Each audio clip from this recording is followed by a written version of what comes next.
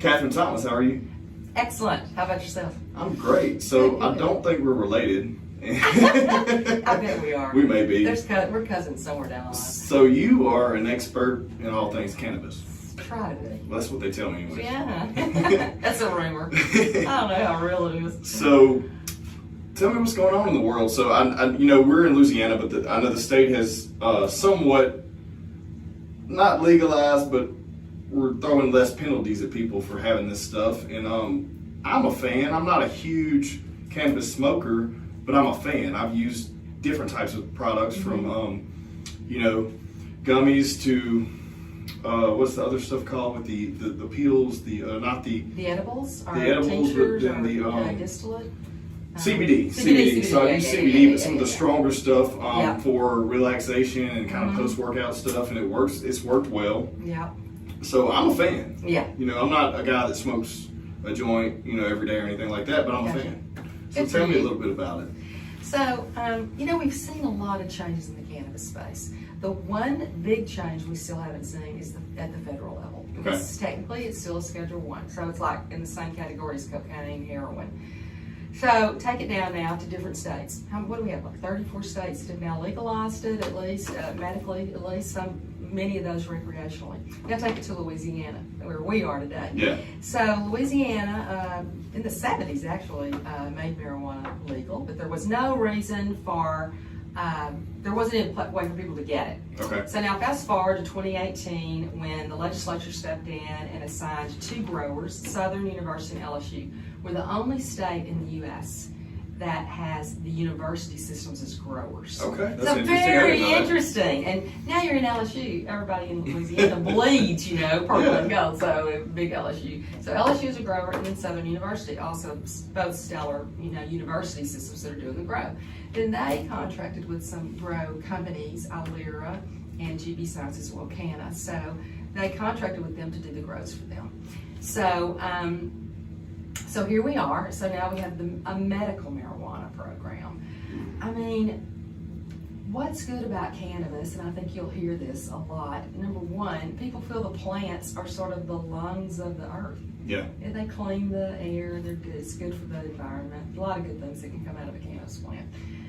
But for ingestion into your body, the reason you're responding to that after a workout, it's great for inflammation. It's technically, even though it's still categorized as a narcotic federally, anyone who is a cannabis user knows that it just does not have so many of those narcotic qualities. Right. The addiction rate is, is there some addiction? We understand that there are a small percentage of people that develop what I would call a dependence on it. They need it to get out of bed, kind of like I need coffee, right? Yeah. So there will be some dependence developed, to it at times, but very rarely, maybe like 5% of the population develops some type of a dependency on it, and you're not going to have, or we haven't seen in our patient population, withdrawal symptoms. So if you're on an opioid or you're on a benzodiazepine or something like that, you develop what's called a real dependency, and you go through really difficult withdrawals, which is the reason some people have a hard time stopping taking those. Yeah. But we just don't see that with cannabis. So if somebody doesn't have their cannabis on Friday, they're not going to call me 7,000 times. If you don't give me some cannabis right now, lady, I'm going to lose my mind. They'll just be like, it's chill. I'll see you Monday. Yeah. So it's that level. Well, so from that though, it's very interesting how the game has evolved, right? So now it's so broad and available in so many spaces. But at the same time, it's so restricted. It's weird. And so when I was growing up, and probably too when you were growing up, it was something that was looked down upon, right? 100%. 100%. So now we've had the time to research and do the development and see where this stuff is. And the old school potheads were like, man, this stuff's great for you, but no one's getting any credit, because we've had the time to research and develop this stuff and see what's beneficial in the actual plant and what's what we're using it for and doing things like that. Besides just getting a high. Look, you brought up an excellent point right there, and that's the research. Yeah. Israel, Dr. Raphael Mechoulam has 50 years of research on cannabis. He knew a long time ago, like you said, the people that we're always saying, and it's a great thing to do. Yeah. Way better than alcohol, way better than any other narcotic. But Israel has quite a bit of research, more than probably most people. I think Germany. The United States is far, far behind that. But right here in Louisiana, we have, there's some research going on in the cannabis space. Until we get research, solid research in the United States, it's going to be hard to sell it because physicians and other scientists, they want data. They want to know what is this drug and why does it work and what does it respond to. Right. And it's a plant. So the difference between a cannabis plant and aspirin, when you make aspirin, you want every single aspirin that you make to be exactly the same. Cannabis, it's a plant. Yeah. It's always going to be different. Exactly. And that is one of the reasons why the restrictions have been so difficult to work around, because LDA, the Department of Agriculture, and I don't know in other states, I feel like it's generally an agricultural program that's going to test the product and let you know if there's toxins or contaminants in the product, which you want. The whole purpose of buying your cannabis at a dispensary, a licensed dispensary, or I think that's what they're called in most states, but or any other cannabis shops, you want to know what's in your cannabis. Different from buying it just off, Joe on the corner. Yeah. Because what's Joe put in his cannabis? You really don't know. So that's the whole purpose of a medical program, is that you really should know exactly what you're taking. Mm-hmm. Well, so how did you get into this? What a great question. It's kind of an interesting story, to be honest with you. I had a company that we treated opiate addiction. Okay. It's really sad in that addiction treatment space, I think, because what are we using to treat those addictions? Some pretty strong narcotics. Exactly. Methadone, buprenorphine compounds. And I was watching people get even more addicted to that than they were in the first place. It was really heartbreaking, to be honest with you. So when I sold that company, cannabis was available. It was a new industry. I like being involved in a new industry. Started this, so we're the medical piece, so we're the physician piece. So you still have to have a physician write what's called a recommendation, or in most people's vernacular, it's a prescription. So we still have to have that here. So I started a company that provided that medical piece, so we could write the recommendations for the patients. So anyway, then I started hearing all these stories. I love it. And people were getting off narcotics. I'm like, what's happening here? And here's me, who's been involved in this addiction treatment space for a while now. I didn't even realize this, but THC hits the same receptor as opioids, the mu receptor. So people were calling me and saying, hey, I'm getting off my Percocet or my morphine. Oxycodone. I said, yeah, I never told you to do that. No one here ever told you just to stop taking your opioids. So you got to do that in your physician's direction. Yeah. It's really hard because that's what I've always been told. No, they say, I'm just stopping. And I didn't have any withdrawals. I'm not going to tell you or anybody else listening that if you stop taking your opioids and replace it with cannabis, you're not going to have withdrawals. I don't know. I'm not a physician. But I certainly hear stories every single day of people who do it and they just stop it and the cannabis hits the mu receptor, and guess what? Now they don't have any withdrawals. And guess what else? Now they're not having to take opioids. Well, see, that's very interesting because that hasn't been talked about a lot, or that I think, because you don't hear any broad, audience with that, or actually any kind of attention on that specifically. But it's funny that something that it's just, I take it back, because what we were always exposed to was even in high school or whatever, you just get the little bag of weed. And mostly stems and seeds. Yeah, it wasn't worth the shit. Wasn't worth the shit. You get a high for 5 minutes. Exactly. You have no idea what it is. No idea. You have, I don't know how many, but thousands of strains and different, things that, I was up in Colorado a couple months ago and just going through a dispensary and looking at things that, just all the options you have. They're like, this is for this, this is for this, and this is for this. So it is amazing to me that we're getting people away from those manufactured, man-made drugs and putting something that's natural. And of course they do different genetic, some kind of alterations to make these things what they are. But still, at the end of the day, they're growing out of the ground, right? Yes. Better than something that's manufactured in a lab. Absolutely. That people get addicted to. And it's funny that you said that too. It's something that's not. It's been proven that it's not so addictive. It's just habit. It's a habit mostly. Yeah. And when you talk about that, the possibility of getting addicted, and that's what we hear. So, we did the war on drugs. This was a big problem in the United States because we did a big war on drugs. And what did we say are drugs? Everything. Yeah. We said everything's a drug, including coffee and tobacco, yeah. right? Yeah. So then kids came along and they're like, yeah, they lied. They're lying. We don't trust them. And so then we had, unfortunately, many youth, who do develop addictions to opioids or heroin because that was all in one basket, right? So now we're kind of trying to filter it out a little bit and say maybe cannabis is kinder and gentler. However, these are all anecdotal stories, which is why we need more research. We need, and I'm sure there's research, I'm sure there's university systems who are there. Hopefully somebody's listening and saying, girl, we have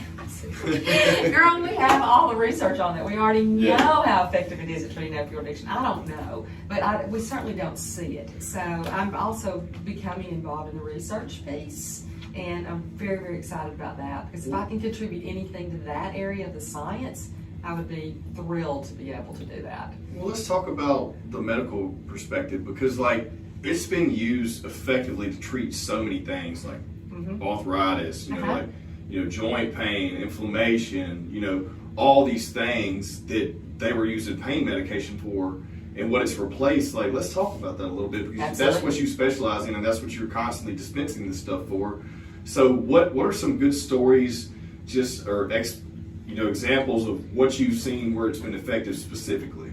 So, you're right, it treats just such a wide variety of disease. And physicians, at least what we are seeing is that physicians who are keeping up with things, physicians who look at you and don't see a dollar sign, but see a person, are saying to their patients, you want to try cannabis? I'm okay with that. If it doesn't work, you can always come back to me and we'll restart your pain medicine.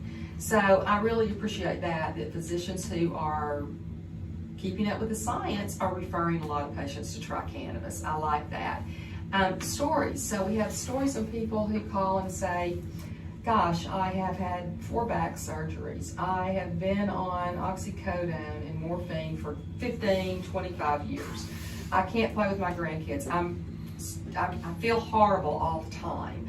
I can't work anymore. I can't do anything. Then they get, so much of that problem is not their back, but the medications they're taking. So then when they get off of that medicine, they're like, hey, I can play with the grandkids. We hear this is the stories. I can play with the grandkids. I can go back to my job if I want. I can go back to my job and work. I can cook dinner for my family. I can just have my regular life without being, so having all these problems as a result of the opioids or benzodiazepines. Same with Xanax. So we see a lot of veterans with PTSD. Fabulous for that. That's another huge demographic of people that have benefited from that use too.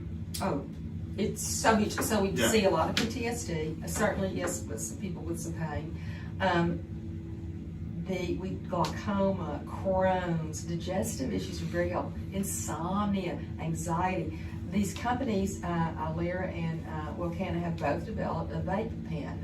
So now when you have if you're a veteran and you're having a PTSD attack and you suddenly start feeling yourself shaking or having a complete panic attack, you can take a vape, hit a vape. There's no law against public consumption in Louisiana, so they can use this product as long as they have a prescription. As long as you got to have a prescription, or what we call a recommendation, because It's very funny because when I went to, I bring up the state again because it's been one of the first in the movement of cannabis, right? So I went to Colorado last year for the first time, and I was walking downtown in Denver, and it was right in the height of COVID, so everything was kind of shut down, and it was like to-go stuff. I walk around the corner, and a dude's smoking a blunt, and I'm like, hey, what are you doing? Hey, wait a minute, that's not, you can't do that. You can't do that, right? And I was thinking to myself, oh shit, this is legal here. This is so crazy. This is like something we hid all the time. It's so funny. Something we hid and something you were arrested for. Now, there's a big initiative in the country. Now, we know that the reason marijuana was made illegal in the first place was in the 30s. We all have seen the documentary that it was made illegal to arrest people of color. So we have a lot of work to do. We're trying to do some work with Last Prisoner Project, which dedicates itself completely to getting people out of prison with cannabis only charges. Yeah. Thank you very much. And so this is our next step, is that getting people who are cannabis users, get it legally so you can't be arrested, because that's so smart, because we have to keep our youth out of prison. You understand when these young kids get arrested, they can't get a scholarship for college. They may not can get a job. It impacts them for the rest of their life. Cannabis, for something that is legal here, if you're in Texas, not so much, right? Right. So think about, so many states have legal cannabis, and then they go right next door to the next state and it's not, and you can still get arrested. Exactly. So we have a lot of work to do with law enforcement, although we're making some progress, because I think even law enforcement is seeing. Well, I mean, what am I arresting this person for? typically your law enforcement officers, that's not what they're looking for. You know, if they see it and they have to arrest for it, or they have to get a ticket for it, or whatever, they do that. But that's not what they're looking for, and I know that firsthand from people that I've talked to. Beautiful. So, my wife is one of them. It's great. So it's funny. She's like, I'm not worried about that. Like, there's people out here raping and killing people. That's right. That's what we need to focus on. Yeah, bigger problems. You know, but one of those things that's funny is that, you know, what we've seen is funny. You brought up the, you know, where we're talking about people getting arrested for it and stuff like that.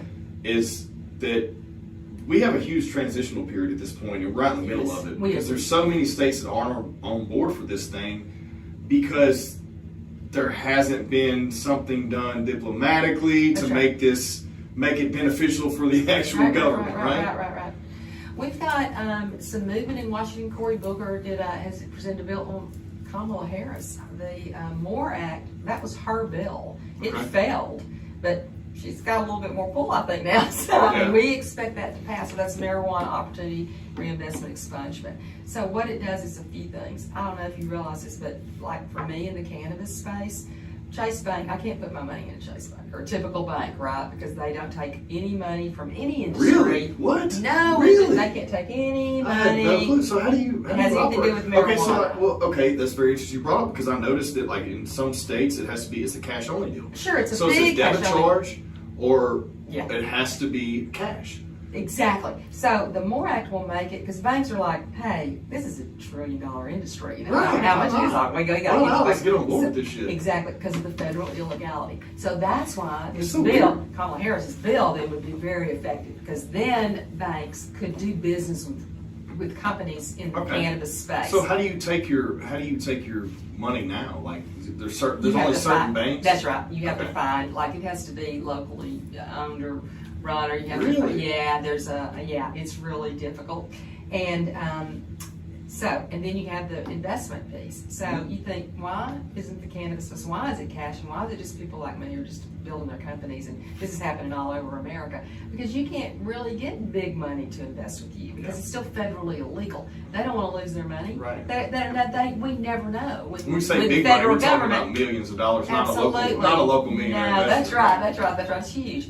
So that's the Investment Act, and then the Expungement Act, of course, which is critical, that we expunge all these records of these people who have been arrested for one blunt. Yeah, I mean, all these misdemeanor charges that I mean, millions of them. I mean, they gotta go. But so what's the next step here? I mean, so we're pushing for federal legalization, which then you're going to, push across all states, and you're going to have a lot of pushbacks. We have states that are completely against it. 100%. But I feel like that at this point, like what we were talking about earlier, is you have the opioids, and the other thing, methamphetamines.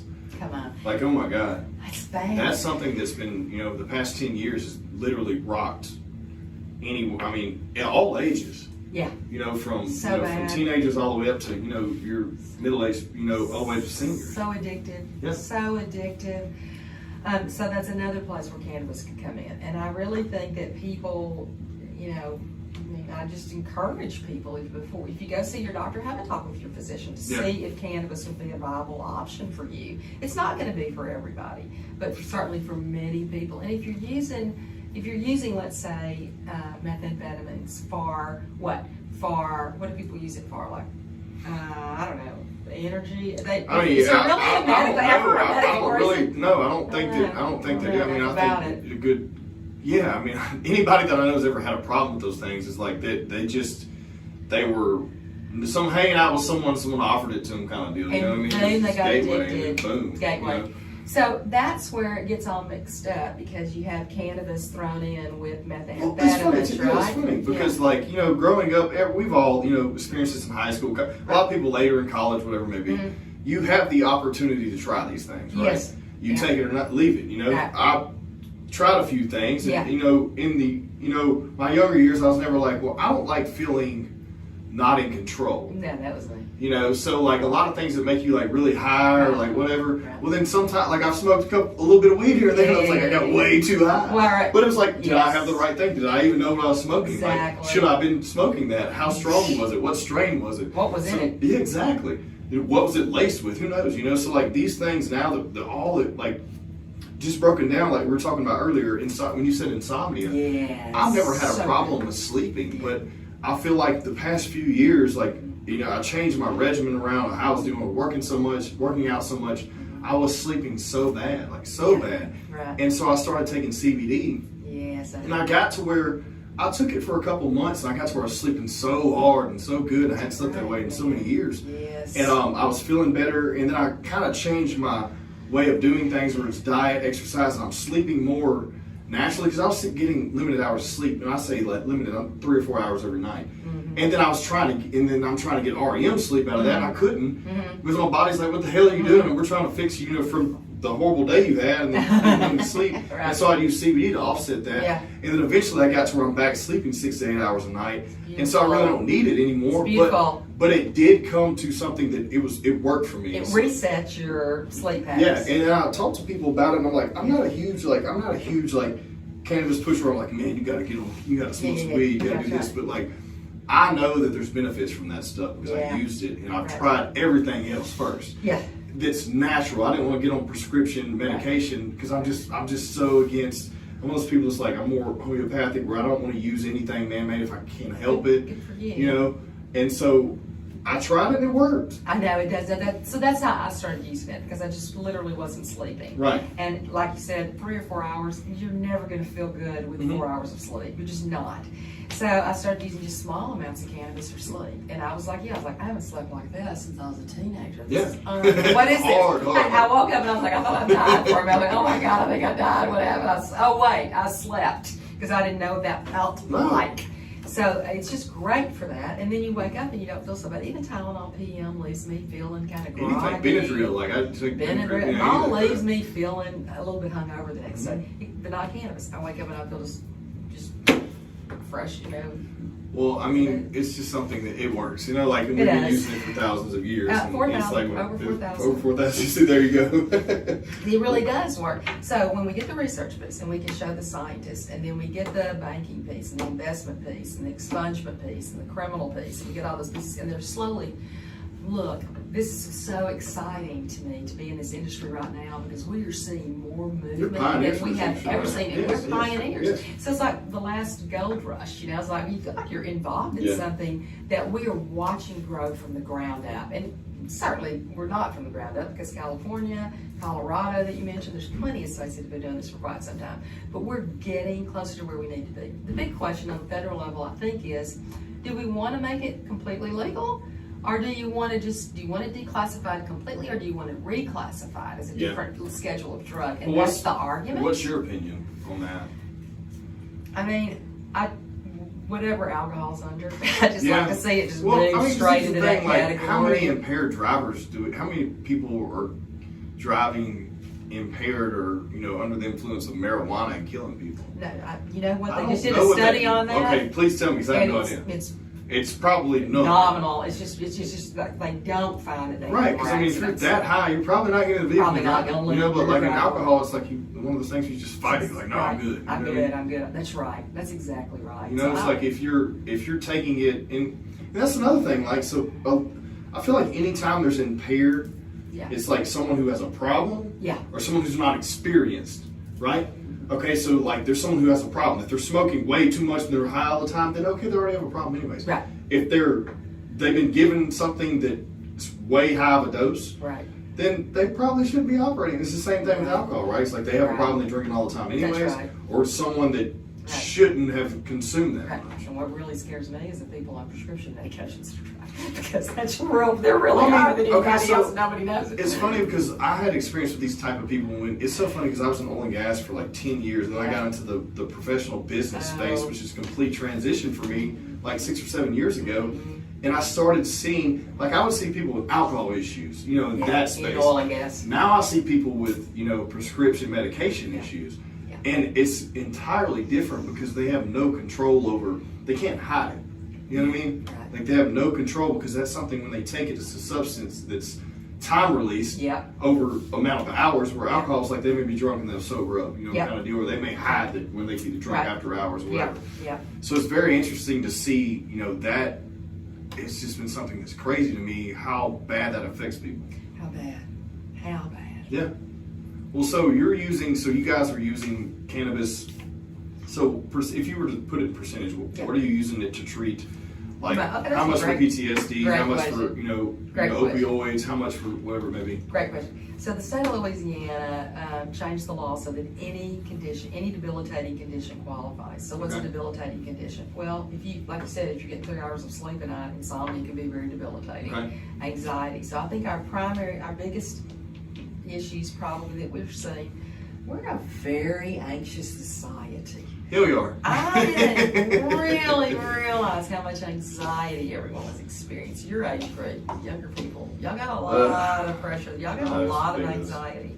And somehow you're into fitness, but a lot of people don't realize that being kinetic can lower your anxiety. They don't realize that maybe some music, deep breaths, yoga, walking. There's a lot of meditation. There's a lot of things you can do to impact your anxiety. But what typically people do, you go to the doctor, hey, I'm a nervous wreck, I'm having these anxiety attacks. That's it. So now they can use cannabis as an alternative and just use it when they need it. So anxiety, insomnia are big ones. You mentioned the pain. What's your largest you've seen firsthand? Largest percentage? Out of all of those. What's the issues? Number one issue? Yeah. For you, like what you've been prescribing people for certain things. I'm just going to have to go with the anxiety. I'm just going to have to go with the anxiety, depression, insomnia, the mental health issues. Okay, so if you were to categorize that, what's the age groups for that you're seeing that? Oh, dude. Okay, here's the really interesting part of this. So our patient population initially, and this was shocking to me, but we had the 65 to 90 age demographic. Right.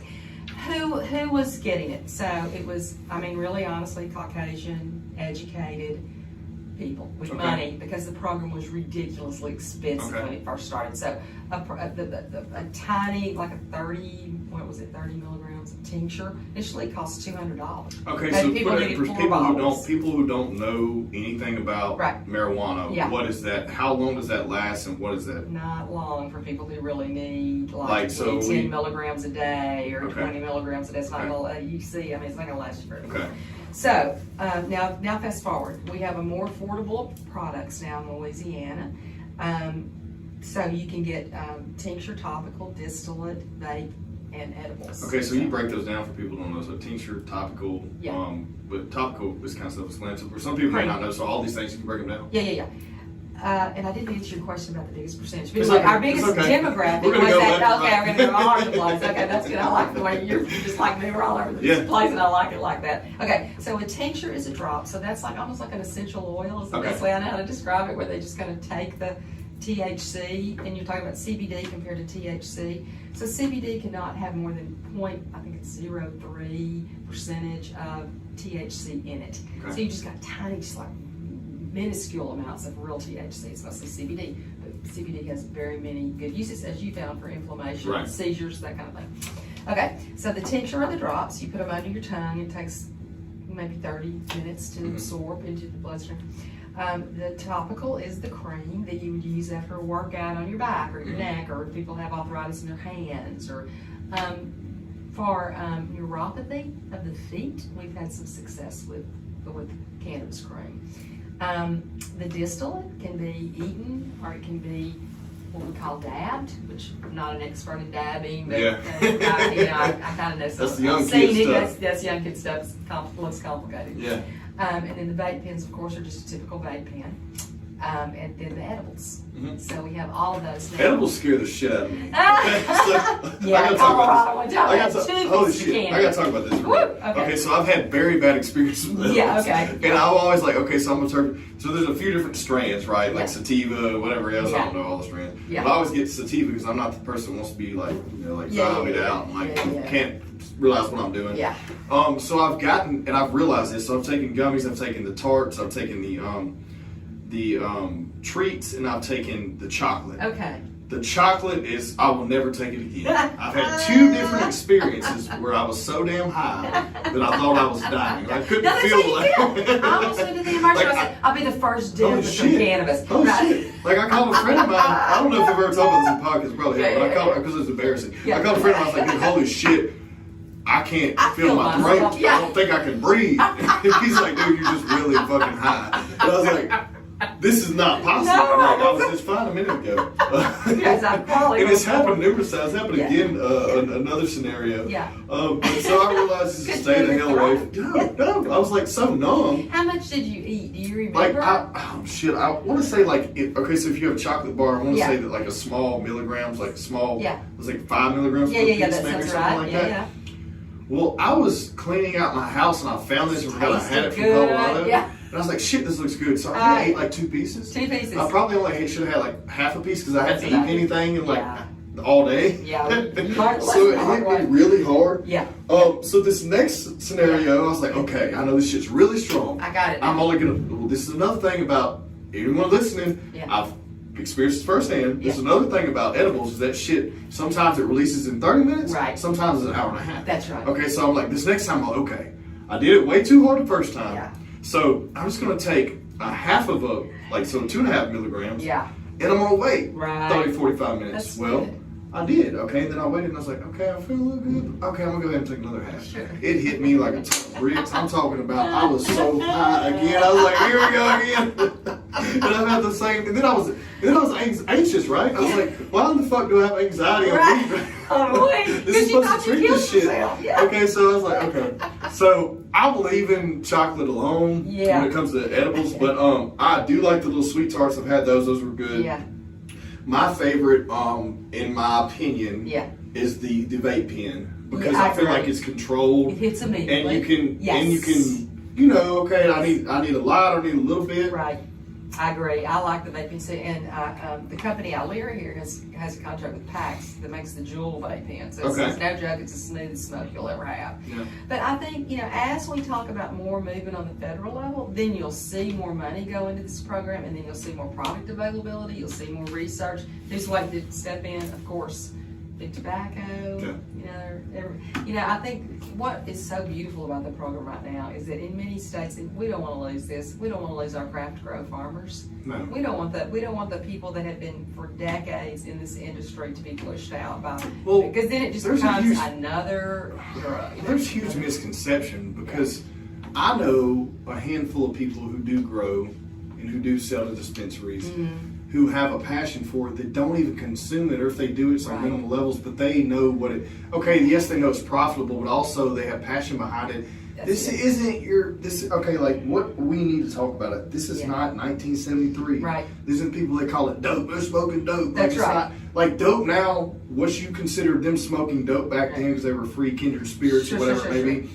The problem we have now are people getting like on methamphetamines and stuff like that. Like this is not a problem. I just think that it's like anything, like we were talking about earlier, you need education. That's the most important. And if someone's going to use it, especially for medical purposes or recreational, they need to know what they have in their hand. 100%. Because the biggest problem, I think, in any, like throughout history is you're consuming something you know nothing about. Right? Whether it be, if it's people like on like PEDs, people on medical, like grabbing their mom's Adderall, all these things people get addicted to, like this because you don't know anything about it, should you be using it? Right. So, education is key because we have to, it needs to be classified wherever it needs to be classified. And that's way above my pay grade. But once they figure that out and classify it correctly, we have just so much unlearning to do about this drug. Because, there's a lot of unlearning that we have to do and relook at it. And for people who, like you're talking about, farmers with just a passion for it don't even use it, but they want the people who are buying it to get a good quality product. And I don't want to see those folks pushed out. I really don't. So in other states that are listening, Hawaii, I don't know, Alaska, these other states, it's critical that we protect these farmers. Texas is a big one. I don't know what we're saying. I don't know what about Texas. I love Texas, but some of those old school laws are just, it's going to take a while. It's going to take a minute. And Oklahoma jumped on board quick. Oklahoma has 400,000 patients. Arkansas, I don't know, 90 to 100. I mean, Louisiana's still struggling. We're the first state to fail at medical marijuana. Yeah. But I think there was some reasons behind that. We just made a few missteps in the industry, but we're catching up. I think there's a lot of things that have smoothed out. Catching up. The price is better. The physician availability is better. The education is happening. It's happening. And I see a lot more employers who are dropping their testings. This is a critical point too. Most states are at will. Can you get fired? Yeah, so in a lot of states you still can get fired. So we always tell people, if you're number one, if you're in a safety sensitive position, you were in oil and gas, you can't take anything. No matter what. You can't take anything. I don't care if you have a prescription. You can't take anything. They're going to say, you can't do that because you're going to be impaired and you're going to market a real serious piece of machinery here. But if you're not in that, and we're just seeing more and more employers just waive the marijuana part. Because if you have a prescription, just think, if you have a prescription or what we have to call a recommendation, because it's still federally legal, we can't say they're prescribed. Nobody's prescribing it. But if you have that, it's the same thing as you're working next to a person with a prescription for oxycodone or Xanax or anything else. They have a prescription. So does the person using the cannabis. So we're seeing more and more employers say, just let me know if you're taking it. You can't be impaired at work. If you're impaired at work, then I can fire you. Yeah, I mean, and impaired is, it's a selective it's too, right? It's subjective. It is. It can be selective how they pick that, but I remember being young and just smoking one time at someone's house. Yeah. And then I got popped on a drug test. And we knew a drug test was coming up or something. Yeah. And we were taking all kind of stuff and doing all kind of crap. We never passed the drug test. I was like, I didn't smoke enough. I was so paranoid. I didn't smoke enough for it even. That's it. So, what I always tell people is, if you have a good HR department that you can talk to about it, that's your first and most important thing. Talk to your boss and say, hey, listen, I want to get off of Xanax or off of opioids or off of whatever I'm on, or not start them in the first place, and just use cannabis for my anxiety or my sleep or whatever. Are you cool with that? Yeah. And most employees are going to say, yeah, sure. If you got it from a doctor, yeah.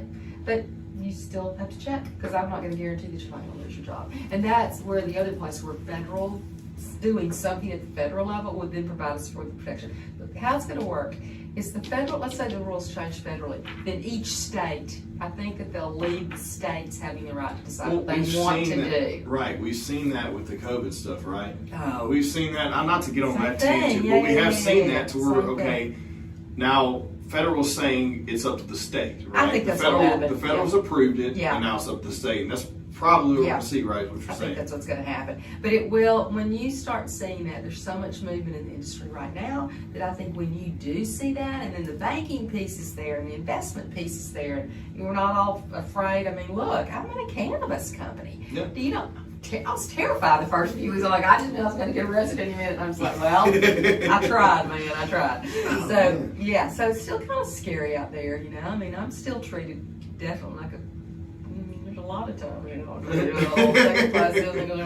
Well, I mean, we've seen people arrested for doing that stuff out the back door too, right? Sure. But we were talking about earlier. We went off on the left road. Get me back on track, DJ. Get me back. Biggest piece you've treated so far with this? I mean, I just have to stay with the. I would say it's going to be a tie between pain. Okay. But we don't. It's not necessarily always just pain. Maybe it's pain related to cancer. I mean, they survive the cancer, but not the chemotherapy, right? Not the treatment. So I'm going to say somewhere in there between the backs and the necks and that kind of thing. Okay. I don't know if that's the biggest. I'm going to stick with the anxiety and the insomnia. Answer me this. Yeah.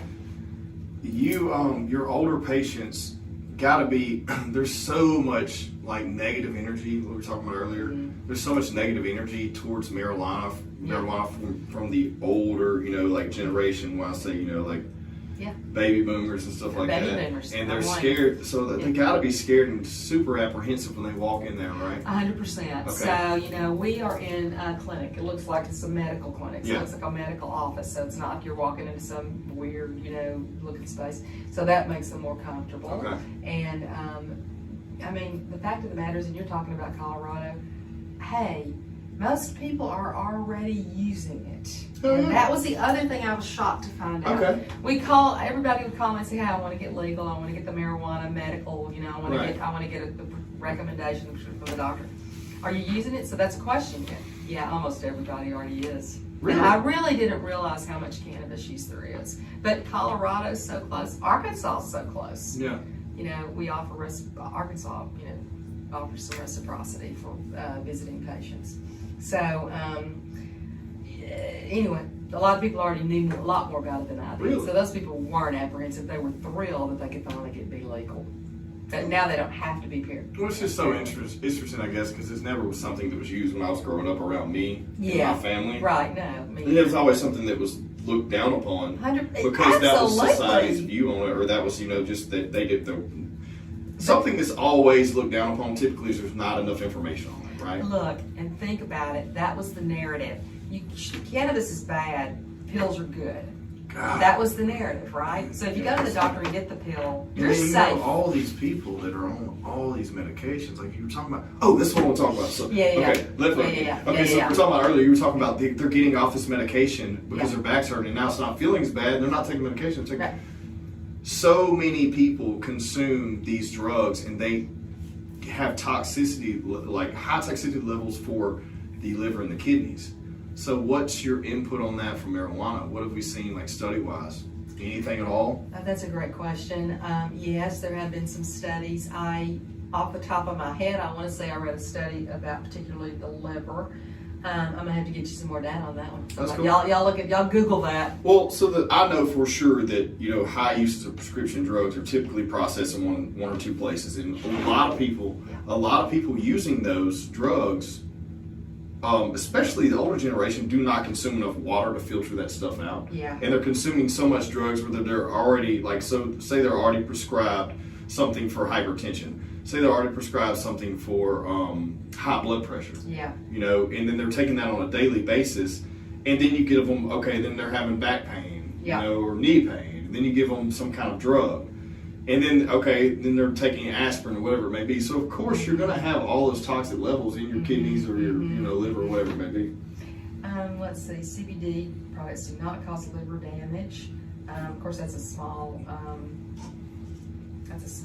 study. Yeah. There's no credible research suggesting that recreational or typical medical dose of cannabinoids cause liver damage. Okay. Well, I mean, there's one thing we just found off the but hey, that's more than I knew because I haven't looked at these things, and I'm sure people haven't either. But I know for sure, without a shadow of a doubt, that consuming other things like that, because I have really sensitive kidneys because I almost destroyed them at a younger age, taking way too many supplements and way too many high protein diets and not enough water and stuff like that. So when I do take any kind of prescription medication, or if I just take 3 or 4 ibuprofen, my kidneys hurt. Okay, there you go. So I can only imagine if someone who has built up tolerance, but you're taking these things, what it's doing to you. So if you had a heavy workout and you took cannabis instead of your ibuprofen, better for your kidneys, huh? Of course, so, of course. So it's anti-inflammatory, but it's not processed through there. It's one of those things where. But at this point, I don't take anything. I refuse to take any prescription, anything, unless I just absolutely have to. Good. Unless I'm just really sick or have something and I have to go to the doctor. Right. And I won't even take ibuprofen. That's bad. If I take even. I'm one of those guys that if I do take ibuprofen, I take 3 or 4 because it's got to work, But it's got to be I'm hurting really bad. But then, like I said, if I'm not drinking enough water, my back starts hurting because my kidneys are hurting. A lot of people don't attribute back pain to your kidneys. Typically, your kidneys are inflamed. That's why your lower back hurts. But so many old people, I feel have lower back problems, and I don't. There's probably a lot of studies. There's a lot of arguments right here, and someone may want to argue me. I don't care. But I know because I felt it. A lot of times, that lower back pain is inflammation of the kidneys. And these older people that are having this back pain may be because they're taking way too many prescription drugs and not consuming enough water to filter those kidneys. It just makes so much sense. Yeah, it does. So much sense. But I'm excited. Yeah. I'm excited because, like I said, I'm tiptoeing in the waters of cannabis as far as I'm yeah. very versed in the marketing of it, and we've been doing that together for a few years now. Yes. And I'm very well aware of how we can distribute this thing and without getting our hands slapped, because we have got our hands slapped. It's one of those things we don't know the rules until we figure it out, kind of deal. But I have figured out the space. Yes. I know the market. I'm tiptoeing into the uses of it and how it's beneficial for me. But I'm excited about it because it's something that's so old, so natural, and so effective.